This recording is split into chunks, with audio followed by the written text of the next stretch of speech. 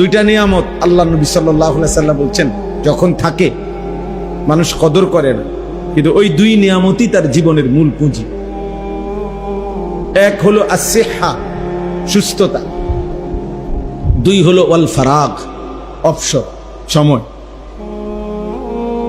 সুস্থতা এবং অবসর, সময় আছে, এই দুই নিয়ামত যখন মানুষের কাছে থাকে মানুষ কদর করে না। অথচ এই দুই নিয়ামতই তার পুঁজি। আল্লাহ তাআলা সুস্থ রাখছেন তো সে যাবতীয় কাজ করতে পারবে।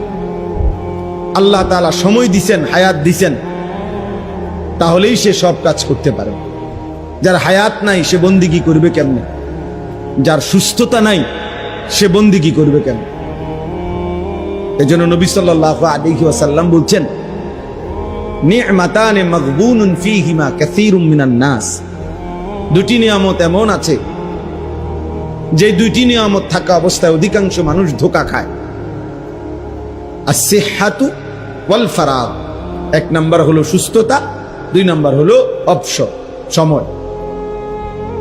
এই কিশোর নওজোয়ান ছেলেদের দুইটাই সমানতালে আছে, সুস্থতাও আছে, সময়ও আছে। ঘন্টার পর ঘন্টা তার হাতে অবসর, কিন্তু সে কিছুই করে না।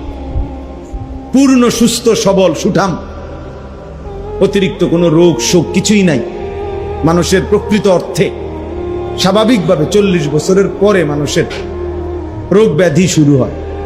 40 বছর পর্যন্ত মানুষ যৌবন থাকে, সুস্থ সবল থাকে।